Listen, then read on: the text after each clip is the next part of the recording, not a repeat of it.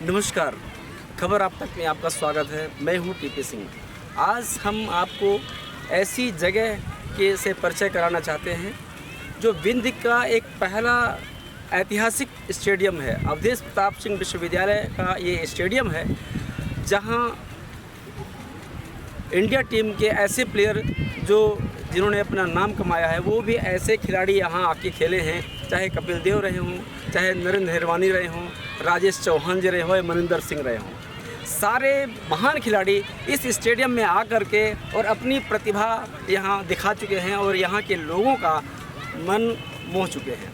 आज इस स्टेडियम में आज जो आपको हरा भरा स्टेडियम देखने को मिल रहा है, आज ये बहुत ऐतिहासिक स्टेडियम है। यहाँ कई तरह के खेल आयोजित किए जा चुके हैं और चाहे कबड्डी हो, फुटबॉल का स्टेडियम तो नहीं है, लेकिन यहाँ आज आपको देखने को मिल रहा है। यहाँ कबड्डी के भी आपको खिलाड़ी देखने को मिल रहे हैं। क्रिकेट भी एक आप यहाँ कई तरह 2-3 एकेडमी यहाँ संचालित की जा रही हैं।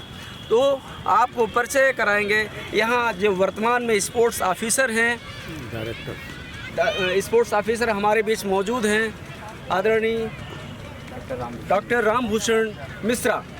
आपके से मैं पूछना चाहूँगा कि इस स्टेडियम के बारे में बताएं। आज जो आपका ये हरा भरा स्टेडियम दिख रहा है, इसके पहले ये इस तरह की हरियाली खास तौर से गर्मी के दिनों में देखने को नहीं मिलती थी। यहाँ तक कि यहाँ की शिकायत MPCA में भी गई कि यहाँ का जो ग्राउंड है, स्टेडियम है, यहाँ हरियाली नहीं है, यहाँ जो बच्चे हैं खेलते हैं उनको काफ़ी परेशानियों का सामना करना पड़ता है। आपने यहाँ कैसे परिवर्तन किया?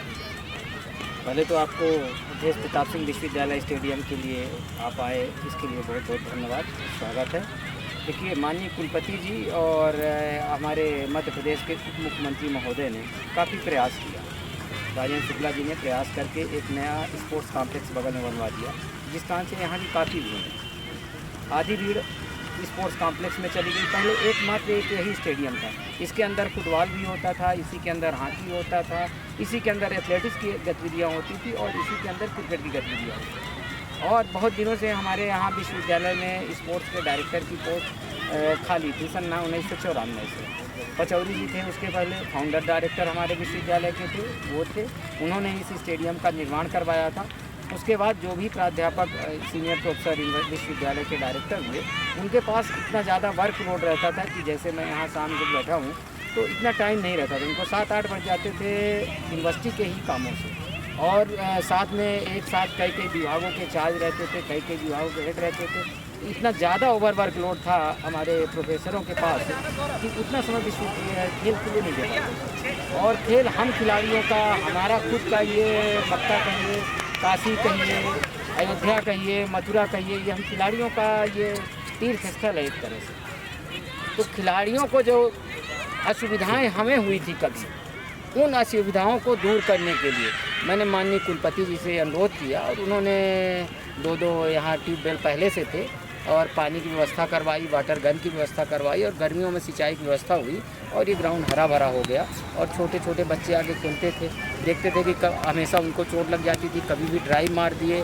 और जो आपने कहा कि MPCA, तो वो शुरुआती दौर में जब मैं आया था तो यहाँ पर इतना ज़्यादा लोड था कि ग्राउंड में यहीं फुटबॉल भी खेल रहे थे, यहीं सब कर रहे थे, तो उन ग्राउंडों को मैंने अलग अलग जगह किया। कबड्डी भी यहीं खेलने लगते थे, घास देखे आके कबड्डी खेलने लगे, घास देखे तो आगे फुटबॉल खेलने लगे। तो जिसका जो ग्राउंड था उनको उस जगह पे व्यवस्थित किया। और आज जो आप ये हरियाली देख रहे हैं, जो क्रिकेट की सुविधाएँ होनी चाहिए और जो विश्वविद्यालय में होनी चाहिए, विश्वविद्यालय में जो भी सुविधा हो वो अंतर्राष्ट्रीय मानक के अनुसार होनी चाहिए।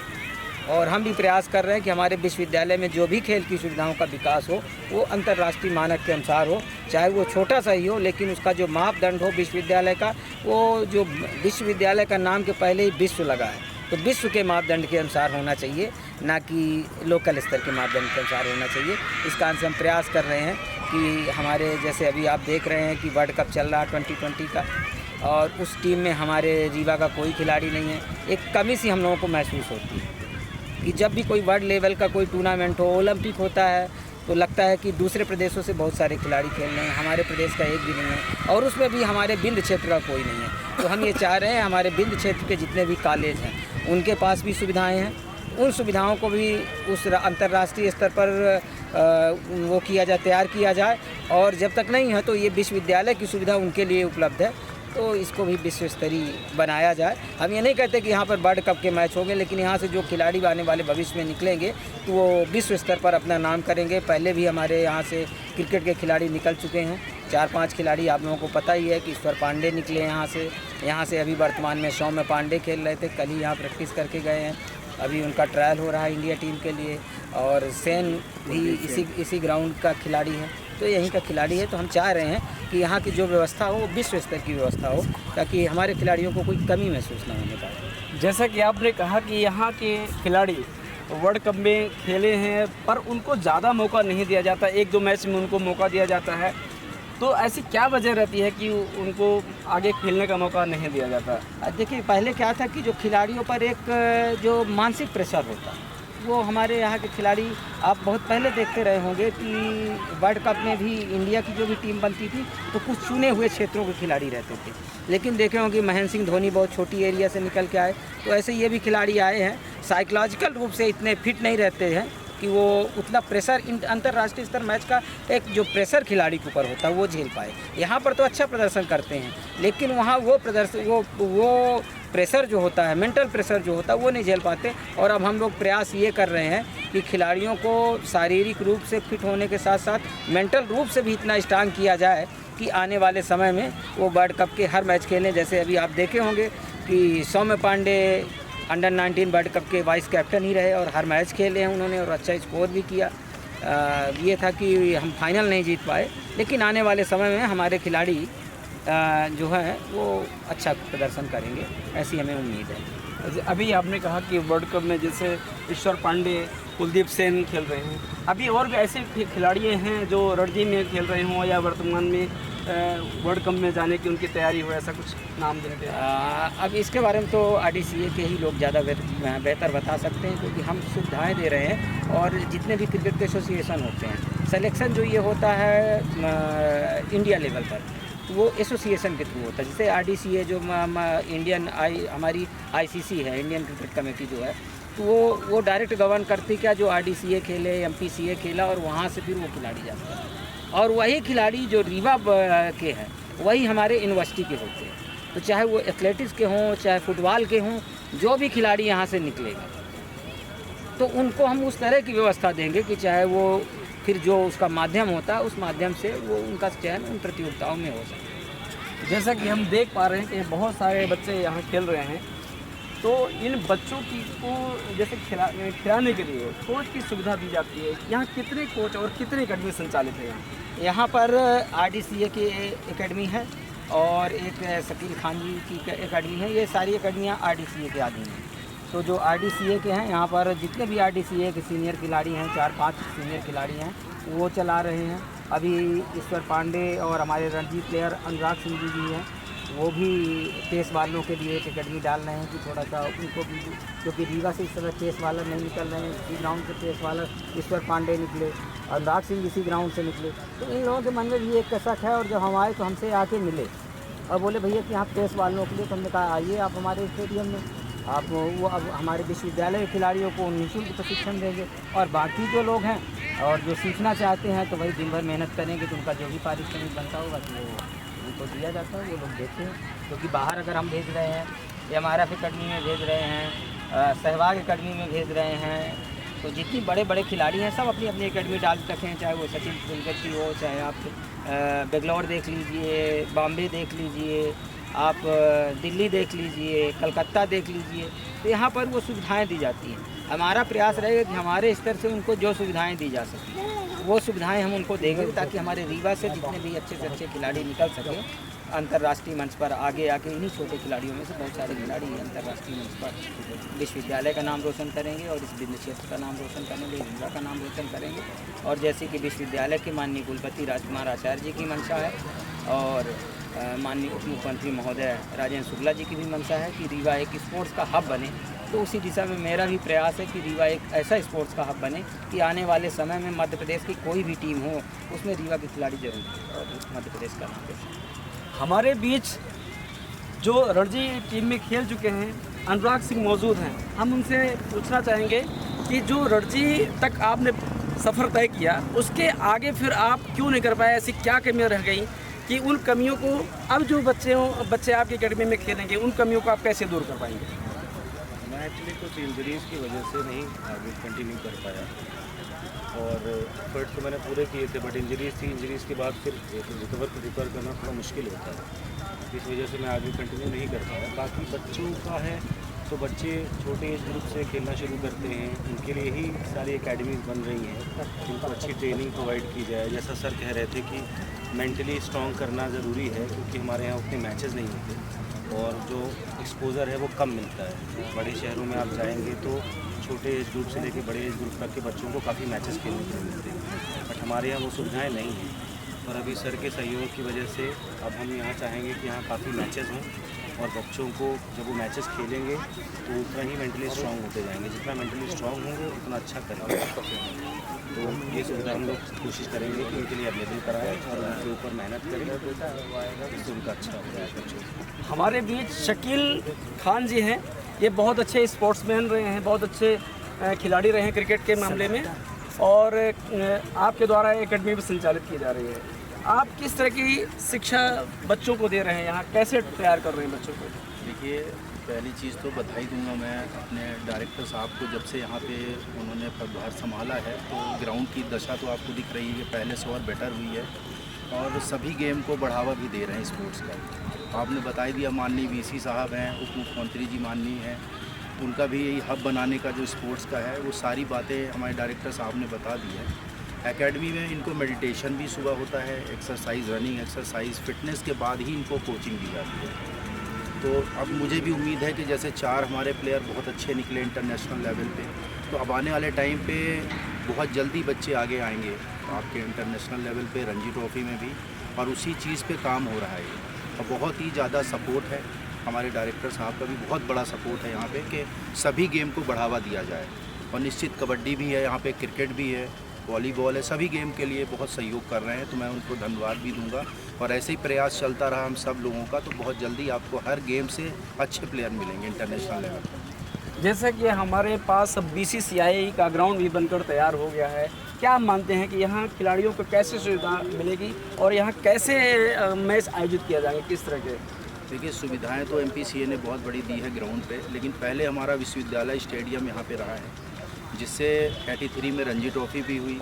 यहाँ पे पता चला ही गया आपको कि नरेंद्र हिरवानी जी, अमय खुरासिया, आपके मनिंदर सिंह हैं, कपिल देव जी हैं, तो इस तरह से सभी प्लेयर, राजेश चौहान जी यहाँ खेल चुके हैं। तो ये हमारा स्टेडियम जो है बहुत ही हम सब लोगों के लिए सौभाग्य की बात है कि हमें इतना बड़ा स्टेडियम मिला और इतना बड़ा सहयोग मिला है। नहीं तो जहाँ भी देखा जाए कि इतनी सुविधाएं नहीं होती, हम लोगों ने जब खेला तो वो सुविधा नहीं मिल पाई। इसीलिए हमारे डायरेक्टर साहब भी बहुत अच्छे स्पोर्ट्समैन हैं, जो उस चीज़ को समझ रहे हैं कि हमें रनिंग कराना है बच्चों को तो कैसा ग्राउंड चाहिए, क्रिकेटर को कैसी फील्डिंग के लिए आउटफील्ड चाहिए, तो उसी पे बहुत प्रयास हो रहा है। और हम मान रहे हैं कि मतलब बच्चे भी बहुत खुश हैं और आने वाला टाइम में बहुत अच्छा होने वाला है। ये स्पोर्ट्स जो ग्राउंड है यहाँ, इसके पहले, क्योंकि ये अवधेश प्रताप सिंह विश्वविद्यालय का ग्राउंड है, तो यहाँ कभी जैसे बहुत सारे कॉलेज हैं, TRS कॉलेज है, बहुत सारी इस तरह के कॉलेज हैं, वहाँ के जो स्पोर्ट्स ऑफिसर रहा करते थे वो कभी आया नहीं करते थे। आजकल यहाँ देखने को मिलता है, जैसे हमारे बीच TRS कॉलेज के स्पोर्ट्स ऑफिसर मौजूद हैं। मैं उनसे पूछूंगा कि आप बताएं कि आपके TRS में कैसे छात्र हैं, उनको आप कैसे तैयार कर रहे हैं जो इस तरह के खेलों में अपना योगदान देंगे? TRS कॉलेज में जितने भी छात्र हैं आज की डेट पे जो है तो कम से कम नहीं तो 50% लड़के जो है तो आपके इस ग्राउंड में आ रहे हैं। केवल क्रिकेट के लिए ही नहीं, रनिंग के लिए, कबड्डी के लिए, बगल में आपका खो-खो चल रहा है, वॉलीबॉल चल रहा है। मतलब ये कि जो क्रिकेट का हब जिसे खेल का जो हब जिसे हम कह सकते हैं, वो सारी फैसिलिटियाँ इस ग्राउंड के चारों तरफ हैं। और चूँकि एक मोटिवेशन होता है, सबसे बड़ी बात स्पोर्ट्स में एक मोटिवेशन होता है। जब अकेले हम प्रैक्टिस करते हैं, 10 लड़के प्रैक्टिस करते हैं, तो वो जो चीज़ नहीं मिलती। जहाँ कंपटीशन होता है तो कंपटीशन में प्रतिभा निखर के आती है, और ये वो चीज़ आज जो है तो इस ग्राउंड में हो रहा है। एथलेटिक्स में बहुत सारे बच्चे आ रहे हैं, वो एक दूसरे से कंपटीशन कर रहे हैं, उनकी टाइमिंग बेहतर हो रही है।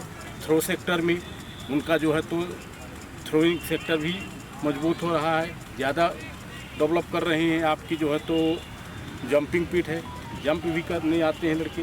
इस प्रकार से सारे रीवा शहर के जितने भी महाविद्यालय हैं, कोई TRS भर नहीं, रीवा शहर के जितने महाविद्यालय हैं और यहाँ तक कि स्कूल के बच्चे भी, जो प्राइमरी के हैं, वो बच्चे भी यहाँ आकर के अपनी प्रैक्टिस करते हैं।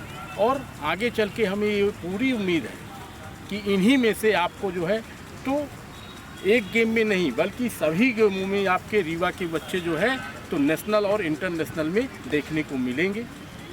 समय लगेगा, एक दिन का समय नहीं है। प्रैक्टिस करने के बाद साल 2 साल 4 साल बाद आपको जो है तो रीवा का नाम इंडिया लेवल पे या इंटरनेशनल लेवल पे देखने को मिलेगा। इस स्टेडियम में हमारे बीच मौजूद हैं विजय प्रताप सिंह जी, जो कबड्डी इंटरनेशनल स्तर पर जाके खेल मध्य प्रदेश स्टेट लेवल में आप कबड्डी खेल चुके हैं और यहाँ आप कोच हैं। तो आप कितने बच्चे यहाँ कबड्डी खेलने सीखने आते हैं आपसे? बहुत बहुत धन्यवाद सर। पहले आप सभी का बहुत बहुत धन्यवाद एटीएम परिषद में आप आए। सर मैं मध्य प्रदेश कबड्डी टीम का कोच हूँ और NIS कबड्डी कोच हूँ। कबड्डी में सर रीवा का बहुत बड़ा नाम है मध्य प्रदेश के अंदर। कई राष्ट्रीय लेवल पे प्रतियोगिताओं में रीवा का बहुत बड़ा नाम है। जैसे अभी आप बात कर रहे थे क्या रावेंद्र सिंह जी से, sports officer TRS college Rewa. आप लोगों के समय से आपने ऑल इंडिया यूनिवर्सिटी लेवल पे, नेशनल लेवल पे एक अच्छा नाम किया था। अभी भी बच्चे अच्छा कर रहे हैं, जैसे आप ग्राउंड पे देख रहे हैं। सभी जितने भी बच्चे खेल रहे हैं सभी रीवा विश्वविद्यालय टीम से और मध्य प्रदेश टीम से खेल रहे हैं। अभी कबड्डी में रीवा का प्रो कबड्डी जैसे तैयारी हम लोग करवा रहे हैं, लगातार बच्चों की तैयारी प्रो कबड्डी के लिए। लीग जो हमारी चल रही है प्रो कबड्डी की, उस लेवल की हम लोग तैयारी करा रहे हैं। समर कैंप डायरेक्टर सर के द्वारा इस बार बहुत, जैसे 30 साल बाद डायरेक्टर सर की नियुक्ति हुई, किसी डायरेक्टर पोस्ट में डायरेक्टर सर की नियुक्ति हुई। उन्होंने पहली बार 30 साल बाद यहाँ पे समर कैंप आयोजित कराया, जिसमें शहडोल और रीवा संभाग के करीबन 40 बच्चे यहाँ पे अभ्यासरत हैं। जैसे आप मैदान देखेंगे, इन्हीं मैदानों में बच्चे खेल रहे हैं और लगातार कबड्डी के प्रति जो मेरा मानना है कि रीवा में बहुत अच्छा हो जाएगा आने वाले समय में। अन्य खेलों में भी जैसे sir volleyball, kho kho, athletics यहाँ बहुत अच्छा चल रहा है। आने वाले समय में सभी का एक उच्च स्तर पे हम ये देखेंगे कि उसका रिजल्ट अच्छा आएगा और डायरेक्टर सर की मेहनत काम आएगी। हम सबका सहयोग रहेगा और आप सभी का सबके सहयोग से बहुत अच्छा हो जाएगा। जैसे अभी देखने को मिलता है कि जितना रिस्पांस क्रिकेट टीम को देखने को मिलता है, खेल बच्चे हर जगह खेलते हैं और दर्शक भी बड़े शौक से उसको देखते हैं। मतलब जितना महत्व क्रिकेट को दिया जा रहा है उतना जो इस तरह के गेम है जैसे कबड्डी है, खो खो है, वॉलीबॉल है, ऐसी क्या वजह है? क्या इस पर आपका क्या कहना है? सर क्रिकेट एक प्रोफेशनल खेल है, लेकिन और भी खेल कबड्डी, वॉलीबॉल, एथलेटिक्स, ये भी बहुत प्रोफेशनल खेल है। बस थोड़ा मानना है जो हमारे यहाँ के और भी जनप्रतिनिधि हैं और जो समाज सेवी, उन सबको भी ये सोचना चाहिए, क्योंकि हर खेल में फाइनेंशियल पैसे की बहुत आवश्यकता होती है और पैसा जब भी खिलाड़ियों को आएगा उनकी डाइट को मिलेगा। बहुत सारे खिलाड़ी इस स्तर के नहीं हैं कि वो इस तरह की डाइट ले पाए और नेशनल लेवल पे अच्छा रिजल्ट दे पाए। उनको डाइट के लिए जब तक जनप्रतिनिधि, और आपके माध्यम से मैं उन सभी से निवेदन करता हूँ कि ऐसे जनप्रतिनिधि और समाज सेवी हमसे आके जुड़े और इन खिलाड़ियों को ऐसा स्तर प्रदान करें कि वो जाके इंटरनेशनल और नेशनल लेवल पे बहुत अच्छा करें। और रीवा में ऐसी प्रतिभा है सर, यहाँ के पानी में और इस सब में है प्रतिभा, यह बहुत अच्छा हो सकता है। कुछ ऐसे खिलाड़ी रहे होंगे जो स्टेट लेवल खेले होंगे लेकिन उनको मौका नहीं मिल पाया, उनके पास व्यवस्था नहीं बन पाई, या डाइटिंग की आपने बताया समस्या या धन की समस्या को लेकर, कुछ ऐसे नाम बताइए जो जिनके अंदर प्रतिभा थी लेकिन आगे नहीं खेल पाए। सर हमारे यहाँ भी हैं, हमारे यहाँ बहुत सारी यूनिवर्सिटी लेवल पे ही बता दूंगा आपको नाम। जैसे हमारे यहाँ एक अंजू साहू लड़की है, वो लगातार 2-3 नेशनल, उसने 3-4 नेशनल खेले। विश्वविद्यालय की 4-5 यूनिवर्सिटी उसने खेली, लेकिन आगे सर वो घर से इतना ठीक ठाक नहीं है कि वो इस लेवल पे मेहनत करे। फिर इंजरी भी सर बहुत है, इंजरी आ जाती है तो खिलाड़ियों को कोई सहारा नहीं देता है। और ऐसे रमन सिंह है सर, ऐसे हमारे हिमांशु पांडे हैं, हमारे ऐसे सत्येंद्र दुबे, बहुत सारे ऐसे, मैं खिलाड़ियों का नाम नहीं लूँगा, जितने भी खिलाड़ी हैं सर वो एक सब बहुत सामान्य घर से। और कभी भी कबड्डी जैसे खेलों में अगर इंजरी आ गई या किसी भी खेल में अगर इंजरी आ गई और उस समय अगर कोई भी हमारे साथ नहीं खड़ा, ऐसा जनप्रतिनिधि निधि नहीं खड़े हैं और समाज सेवी नहीं खड़े हैं तो खिलाड़ी वहीं से प्रोडक्ट हुए। जैसे अभी आपने अनुराग जी ने बताया कि उनमें बहुत टैलेंट था, लेकिन जब इंजरी हो जाती है तो खिलाड़ी का सब टैलेंट फिर वहीं रह जाता है, क्योंकि इंजरी के बाद फिर खिलाड़ी इस तरह का अपना परफॉर्मेंस नहीं दे पाता, इतना स्टैंडर्ड लेवल नहीं जा पाता। बहुत बहुत धन्यवाद। तो ये थे स्टेडियम में जो sports officer director TRS college से लेकर के और कबड्डी के कोच सारे लोग यहाँ मौजूद, और सब ने खेल के बारे में बड़ी विस्तृत चर्चा की। बहुत बहुत धन्यवाद, नमस्कार।